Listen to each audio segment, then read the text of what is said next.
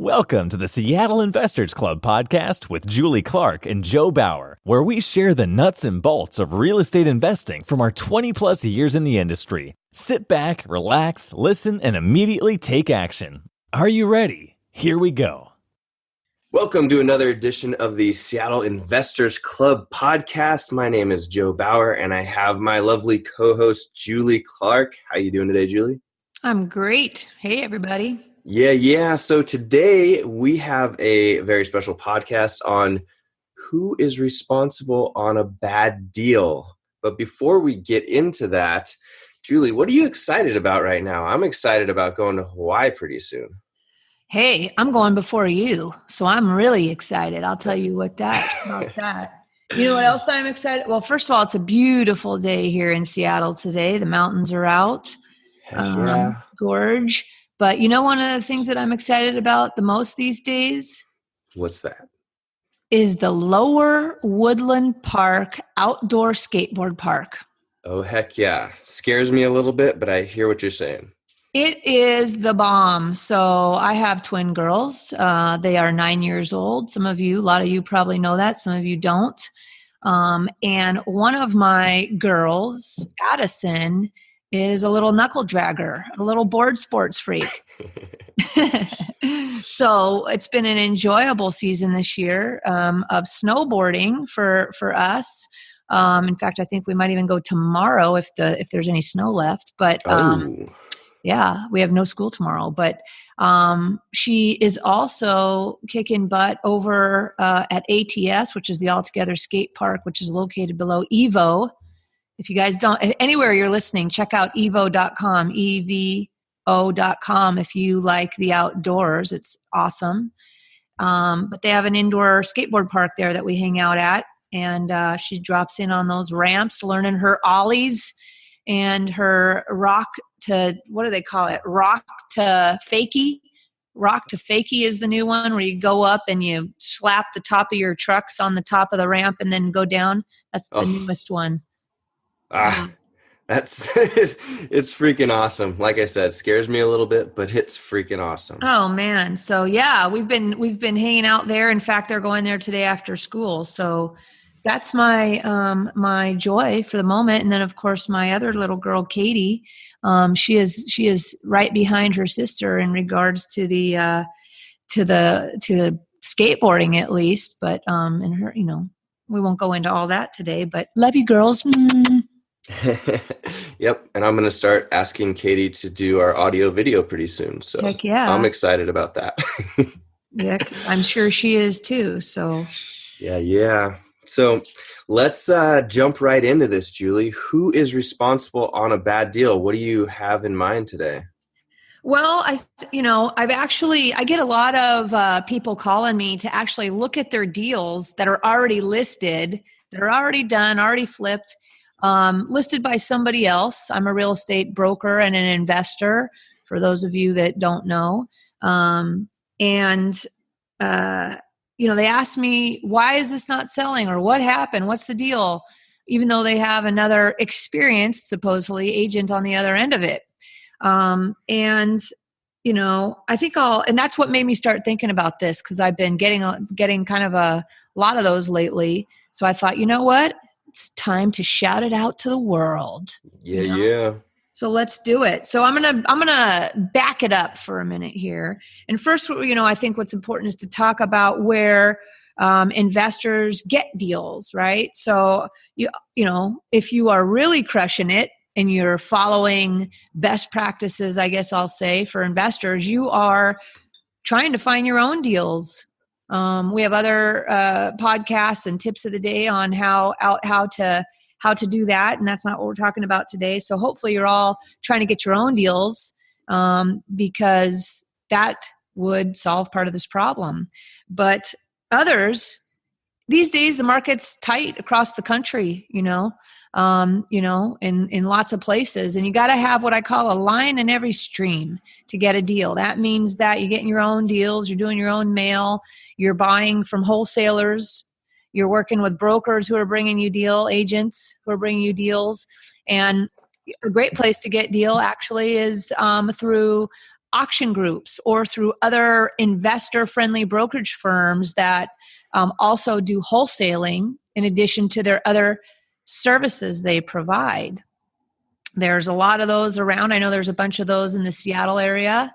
Most of the time, the auction groups are brokerage firms that have a auction service and probably connected to a hard money lender as well, can offer that up. And they also do their own wholesaling. So they have a list of buyers, you're on the list, and you get their wholesale deals too.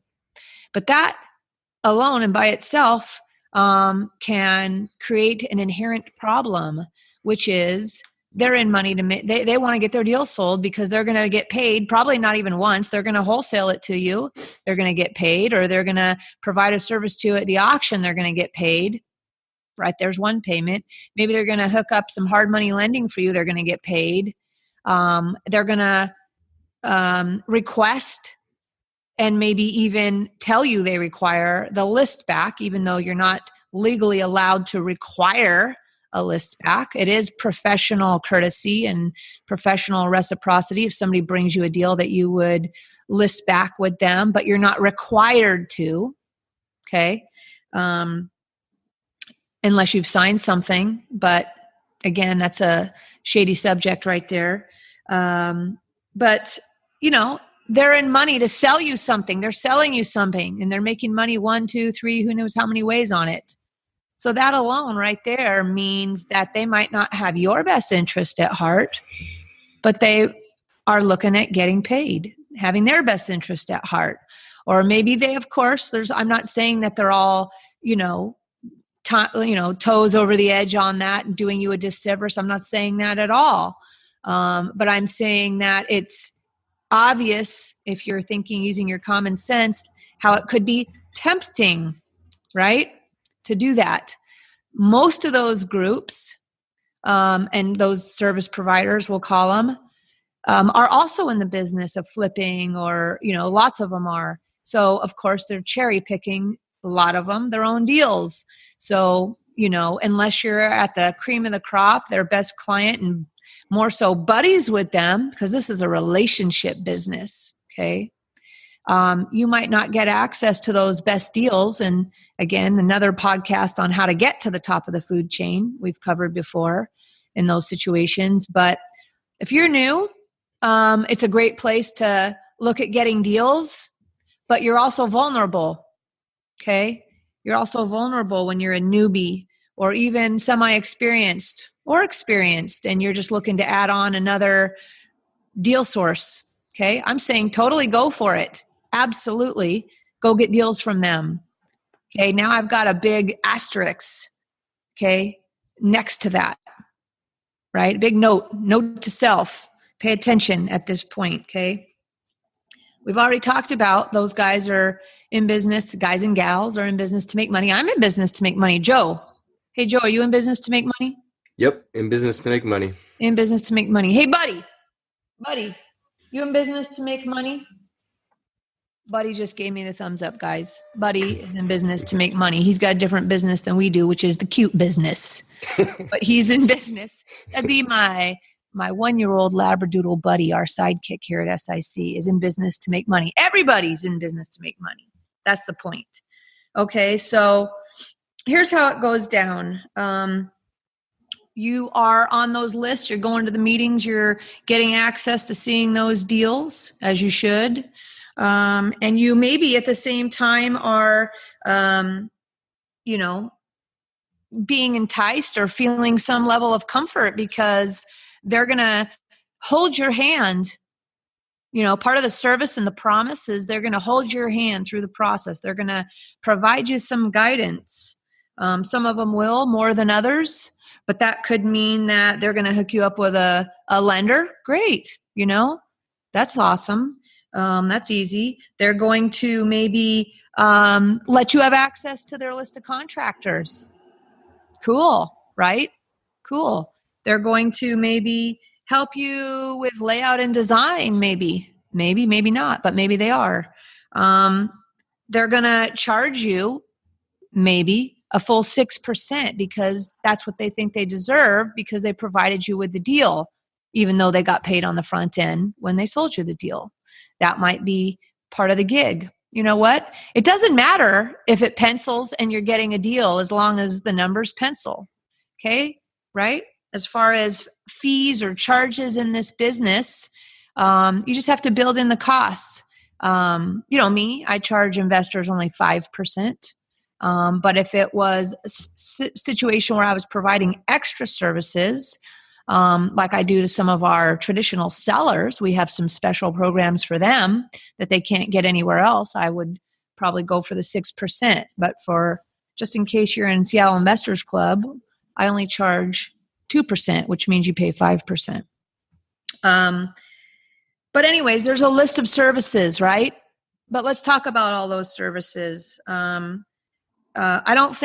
I think you don't have to use their hard money lender, or I don't think they can require it to if you can get better hard money deals somewhere else or better service somewhere else. I doubt they're not going to sell you the deal because of that. But maybe if somebody's willing to use their hard money lender they're recommending and they get some sort of fee related to that, and the guy next to you is willing to do it or the gal next to you, then you might just do it, right?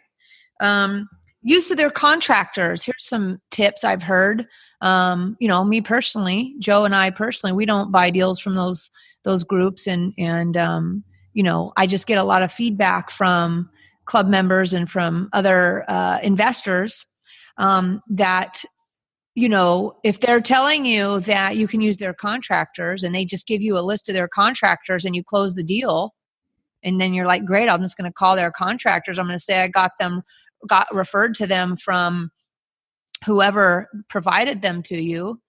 You might get a little bit of a surprise if you rely just on that. Oh, I get access to those contractors, who they use, who they must be good contractors. They must be, right? Totally. You guys, using contractors are like changing your underwear. Okay. You got to do it a lot. You might even have to do it way more than you think, right? So we don't even refer any contractors through Seattle Investors Club. We don't have any contractor, vendors, preferred vendors in our club because, getting married to a contractor in regards to referrals, they could, that's just a slippery slope, right? So we just don't do that. But you might think it's great to get a few names. The problem is when you call them up, you might get a surprise that they're 2 months out. They can't help you right now. So yeah, maybe they gave you some names and that was a way to incentivize you and get you excited to work with them. But unless they are like, you need to call up ahead of time and say, I'm going to buy this deal. Are you going to be available to start work for me? Do you have any references of other clients that I can call? You do that ahead of time, not after the deal's closed, because you're so excited and you're relying on this great service you're being provided and this access to these list of contractors. Okay. Guess what else? The price that those guys doing their own flips get might not be the price you get as a newbie with a one-off deal. Okay. Geez, there's some things to think about, to ask the person providing you the deal specifically about that. Just say, is the pricing that you're suggesting in this deal you're sending me, is that the price that you guys get?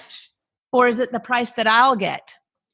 Did you get a bid from them for this job? Or is this just an estimation and a list of contractors to call that?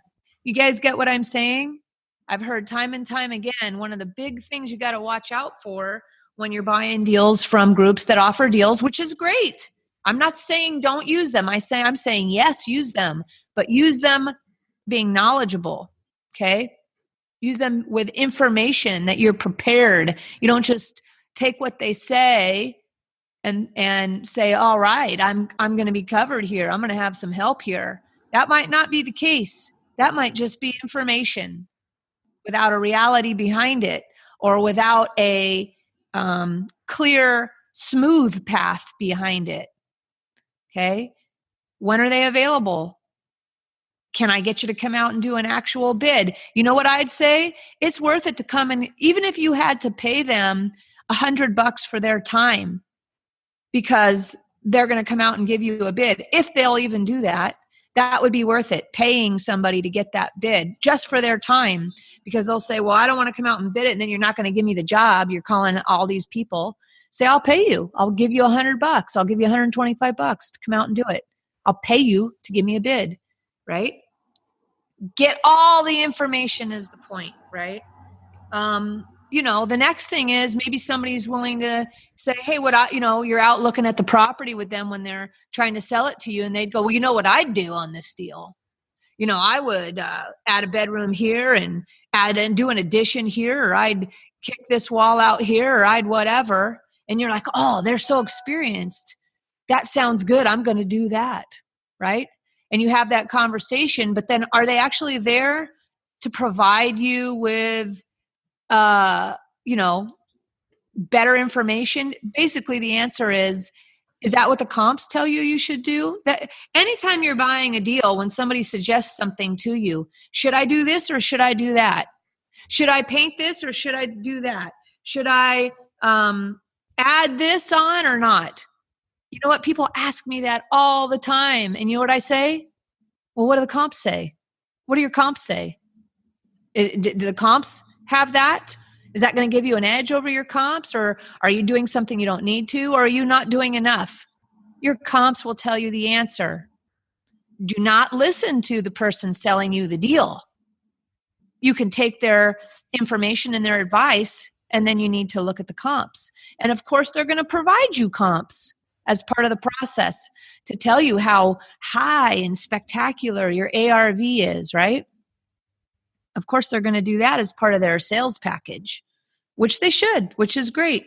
Again, I'm not saying not to call these guys. I'm saying call them, but then have your questions ready, have your plans to do your own due diligence ready, so they give you comps. Well, Real Estate 101 on comps, and you can look for I think we might have done a podcast on how to comp when there's no comps, or how to comp in general. We've also definitely on YouTube, we have some, if you go on YouTube and search Seattle Investors Club, we have some tips of the day on how to comp. In fact, Joe, if they want us to send that to them, should they just make a comment? Make a comment. If you want access, quick link to that video, want us to send it to you, or that podcast, we'll just look through our podcast on seattleinvestorsclub.com. But if you want that YouTube video, make a comment in the comment section on this podcast. Hey, please send me the video on comping, and we'll send it to you. Can we do that, Joe?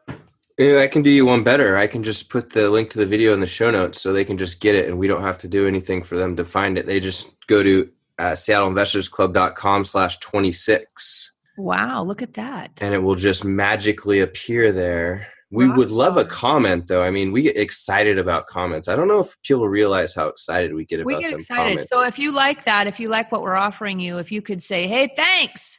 Or say, beep, beep, honk, honk at the bottom of the, that's how I like people to communicate with me. If you want to get in touch with me during the week, you're just like wanting to say, hey, don't forget about that thing we talked about. Rather than type me a big email or call me, what I like is a text that just says beep, beep, honk, honk. And believe me, I'll know what that means. So give us a beep, beep, honk, honk at the bottom of the podcast if you like it. And that'll be our code for thanks, guys. Or you could just write thanks, guys. But back to the podcast here. So you're getting offered all these stuff. You're going to get offered comps, ideally. In 101, comps 101, real estate 101, that comp needs to be within the last 6 months, within a half-mile radius of your subject property, and not cross over main thoroughfares, main streets. What are the borders, the main street borders of your subject property? Okay, half a mile to the west. If that crosses over a main border, then you're going to go half a mile the other direction and don't cross over that main border. Why?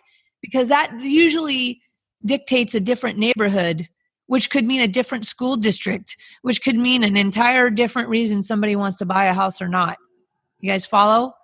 Look up the podcast, the YouTube Seattle Investors Club stuff on those tips to get more detailed on that. But that's the point. You're going to get comps. I've seen so many of these groups send comps that are like a mile away or whatever. You know why? Because they don't have good comps, right? Now, guys and gals and puppies and kitties and whoever's listening, right? Should you buy a property that doesn't have any comps? No wonder they're not keeping it for themselves. No wonder they're selling it to all the newbies out there because there's no comps. And you know what old Julie Clark at Seattle Investors Club says when there's no comps? That's not a good deal. That's a variable. Can you buy it? You can buy it, but you need to be super conservative. You need to be conservative and leave room for, being wrong. You need to lower your ARV when there's no comps. What if there's one stellar comp? Well, you can consider that, but one comp doesn't really check that box of having a bunch of comps. You should have at least 2-3 comps, right? Within the same area, same borders, all that stuff. I mean, don't buy properties as a brand new newbie from somebody that's trying to sell you something that has 0 comps. Okay? That's my tip. Or if you get in that situation where that's being offered to you, guess what? I'm available for you. I got your back. Contact me, Julie at SeattleInvestorsClub.com, and I am happy to go over that with you. I'll even do it if you're out of state. I can use some conceptual theories if I'm not an expert in your market, or at least talk it through with you. So feel free to hit me up. Okay. I'll leave that for you there, but you guys get what I'm saying. You need to be careful. No comps is bad equals variable equals yucky for investors. Okay. Something to take a pause on and be conservative about, or maybe not even do for your first deal. Okay. Unless you have an experienced partner, right? And then I would ask that experienced partner, because just because somebody has experience doing flips doesn't mean they're experienced at setting ARV and market price. Okay. Which is hugely important. A lot of contractors, they're like, I got this. I can fix anything. I have this and that. But guess what find with contractors? They forget about the marketing aspect of things. They forget about who's buying it. They just know they can fix it and make it look good, solve any problem. Okay. So be careful. Again, hit me up if you have questions. Julie at SeattleInvestorsClub.com. So there you go. That's some of the situations that could come up, right?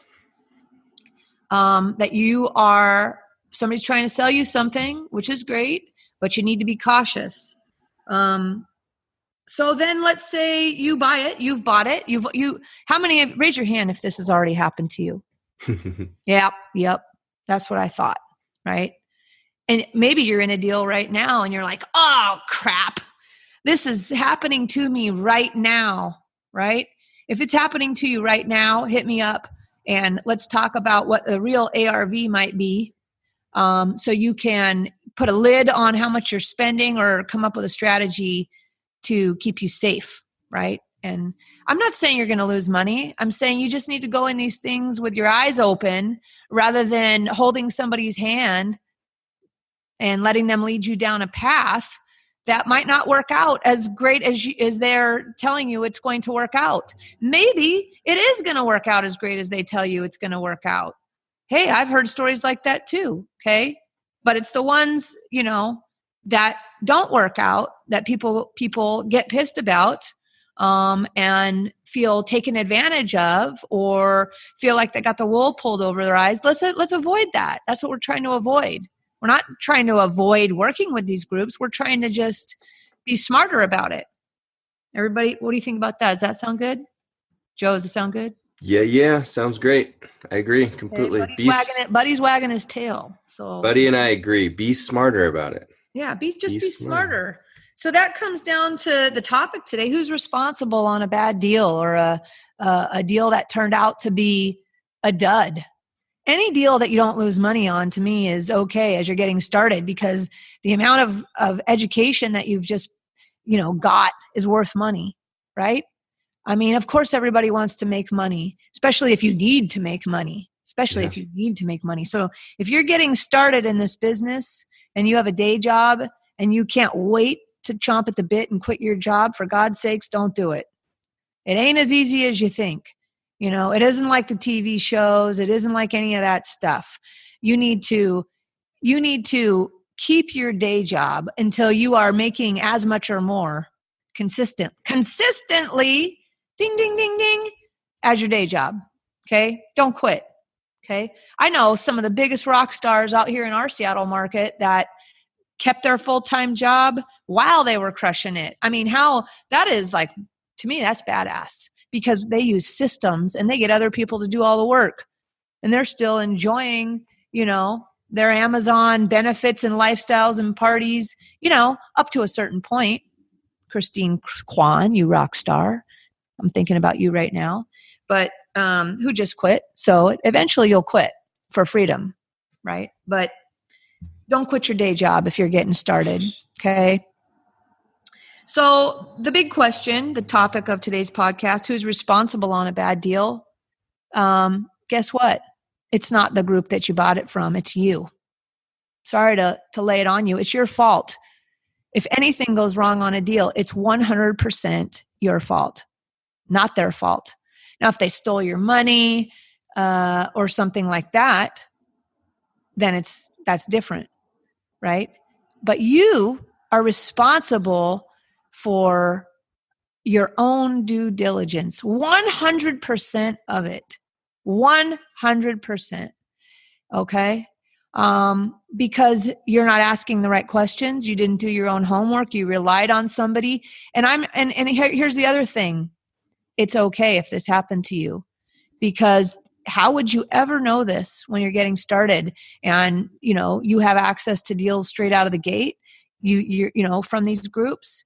It's okay. If you lost money or you got hurt, it's okay. It's no problem. It happens to everybody. So don't worry about it. Don't quit. Okay. You're listening to this because you're continuing to grow and educate yourself. Now you know. So it's okay if it happened, but now you know. So shame on you if it happens again. Okay. What's another way you can avoid this type of thing is by what I always say: if you're a newbie or you're a new investor or you're you've done a couple of deals, but you're kind of nervous or you're not able to get deals, partner up with somebody, not in a company, but, we just did a video on this. Joe, why don't you link that one too? The one, I think that Tony put it out. It's called The Very First Action Step a New Investor Should Take.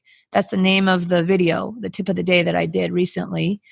That'll help you guys out, to help you understand what you can do to partner with a more experienced investor. Okay? So we're going to put those two videos on this podcast for you guys. But from this point forward, don't worry about what happened in the past. Water under the bridge. It happens to a lot of people. It's part of the process maybe, but now you know. It's going to be your fault going forward, So if you need help, hit me up.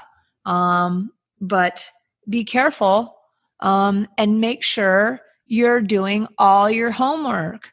I'm trying to think, so that has to do with the numbers on the front, what you're buying it for. That has to do with the deal analyzer, crunching the numbers. We just did, was it a podcast we just did, Joe, on what numbers? No, I think I did a video again on the line items, the 20 line items that need to be in your deal analyzer. Mm-hmm. Maybe you can find that one too. Throw it on there. You got it. Woo! We got hooking you guys up here. But you got to do your own deal analyzer. Okay? And you know what? You get a deal analyzer from somewhere like Fortune Builders or one of these places. That's all cool for format and concept and this and that.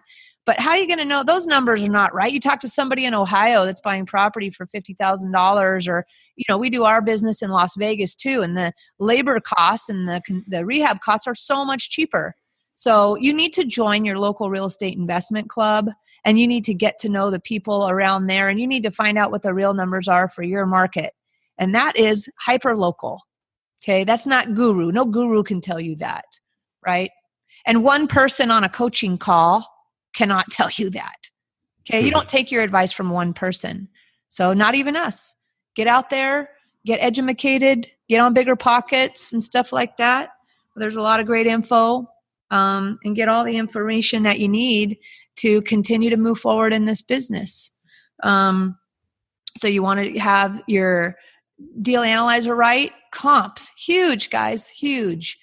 Not only for your ARV, but for what kind of floor plan, what kind of finishes, what level do you need to rehab to? Those are all answered by comps. Okay. So right now I'm going to wrap it up because we have a sweet ass deal that I have an appointment on coming up here in the next 45 minutes, and I need to roll out the door. So it's a little short and sweet today. And hopefully this helps you guys out. Again, we have lots of videos and podcasts out there that can overlap and overlay on top of this. And that's all I got today. And we'll let Joe wrap it up here with how to find our stuff and whatever other action steps he's got for you guys. Heck yeah. Nice job, JC. If you guys want to access any of those videos that Julie talked about, head over to seattleinvestorsclub.com/26. That's seattleinvestorsclub.com/26. We'll include all of the show notes. If you're a reader, you will like that. And we'll have the videos that Julie mentioned just embedded right there on the page. And if you really like us, we would love a review on iTunes. Every 5-star review that we get, it helps us to get our message out there even further. And all you have to do is go to seattleinvestorsclub.com/iTunes. And then it will just ask you if you would like, there's a little button you can press there, ratings and reviews. And then you can go down that road and tell us what you think. We would really, really appreciate it. Let's see. And then lastly, if you want to get even more of those videos, you can go to YouTube and search for Seattle Investors Club, or go to seattleinvestorsclub.com/YouTube. That just sends you straight over there. So can you think of anything else that I forgot there, Julie? That was a lot of awesomeness. I think that's good to go. Cool. So again, great stuff today, Julie. And I hope everybody out there in podcast land has a wonderful day. Over and out. Peace. Thanks for listening to the Seattle Investors Club podcast. If you have questions that you'd like to have answered on the show, shoot us an email at info@seattleinvestorsclub.com. Now go out, take that action, and build that real estate business. Thanks for listening.